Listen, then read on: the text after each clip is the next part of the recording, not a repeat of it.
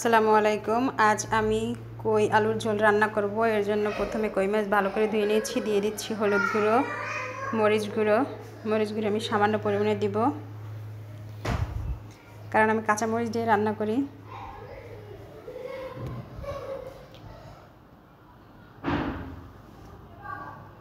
Half চামচ পরিমাণ দিয়ে দিলাম।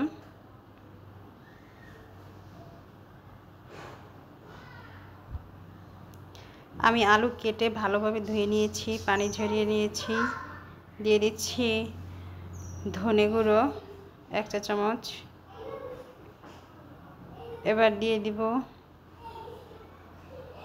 জিরা গুঁড়ো হাফ চা চামচ।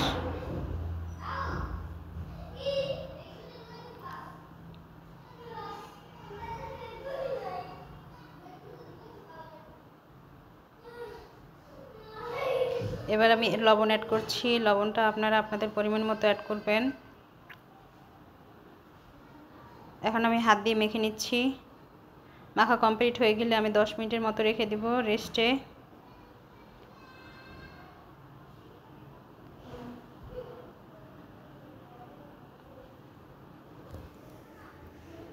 এরপর যে আমি চুলায় কড়াই বসিয়ে দিয়েছি, তেল দিয়ে দিয়েছি। তেল গরম হয়ে আসছে, চারিদিকে তেলটা ঘুরিয়ে নিয়েছি।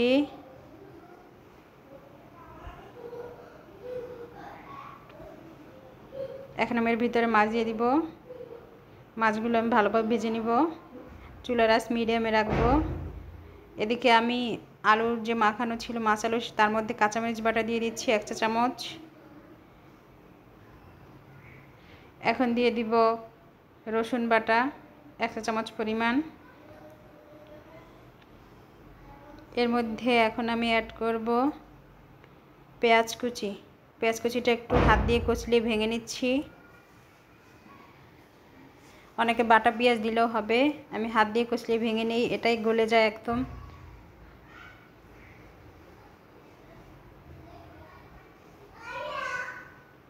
এখন এটা আমি মাখিয়ে নেব।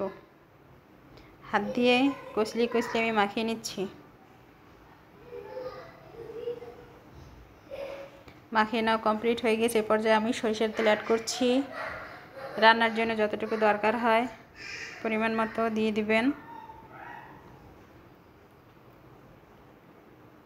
এদিকে আমার মাছ ভাজা প্রায় কমপ্লিট হয়ে গিয়েছে।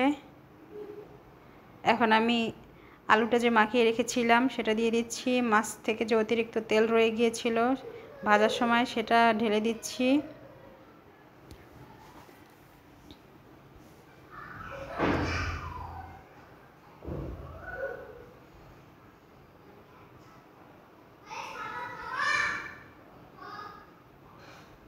এখন আমি এটা ভালোভাবে কষিয়ে নিব। লবণ অ্যাড করে নেবেন প্রয়োজন মতো।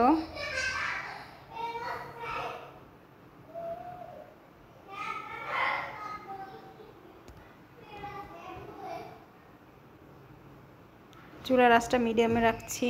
ঢাকনা দিয়ে ঢেকে দিলাম।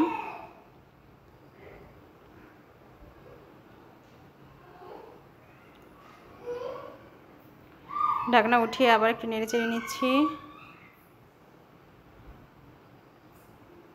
কষানো প্রায় কমপ্লিট হয়ে আসছে।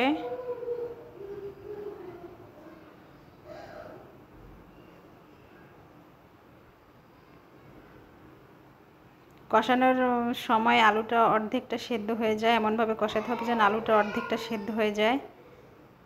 তেল ছেড়ে দিয়েছে, তাহলে আমার কষানোটা পুরোপুরি হয়ে গিয়েছে। এখন আমি এর মধ্যে অ্যাড করব পানি।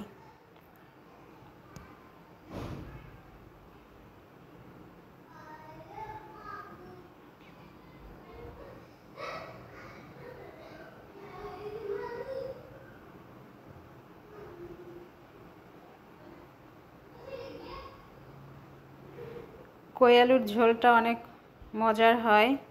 যে পানি অ্যাড করছি,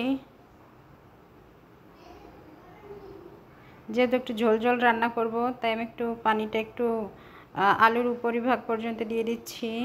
আলুটা ডুবে ডুবে গেছে। পানিটা যখন এরকম ফুটে আসবে, বলক চলে আসবে, সে পর্যায়ে আমি অ্যাড করব ভেজে রাখা কই মাছ। ভেজে রাখা কই মাছ দিয়ে দিচ্ছি। একটু নেড়ে চেড়ে নিচে দিয়ে দিতে হবে। চুলার আঁচটা প্রথমে আমি বলক ওঠা আসা পর্যন্ত হাই হিটে রেখেছিলাম, এখন আমি আবার মিডিয়াম হিটে রাখবো।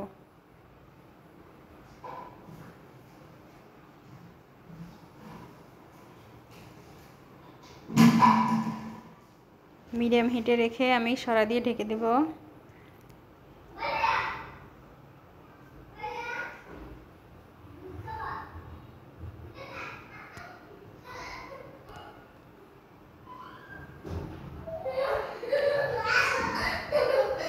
সরা দিয়ে ঢেকে দিয়েছি। আসলে আমার কারেন্ট চলে আসছিলো, তার জন্য আমি কারেন্টে চুলায় দিয়ে দিয়েছিলাম। রান্নাটা প্রায় আমার কমপ্লিট হয়ে গিয়েছে। সরা উঠে আমি দেখিয়ে দিচ্ছি। এ পর্যায়ে আমি এর মধ্যে অ্যাড করব ধনেপাতা কুচি। ধনেপাতা যদি না থাকে আপনারা জিরের গুঁড়ো দিয়েও করে নিতে পারেন ফিনিশিংটা। লবণ হয়েছে কিনা আমি চেক করে নিচ্ছি।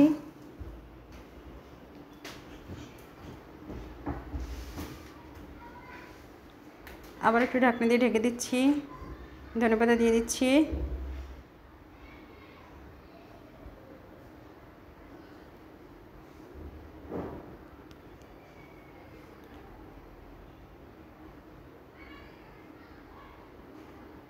আলু সেদ্ধ হয়েছে কিনা দেখিয়ে দিচ্ছি। সেদ্ধ হয়ে গিয়েছে পুরোপুরি।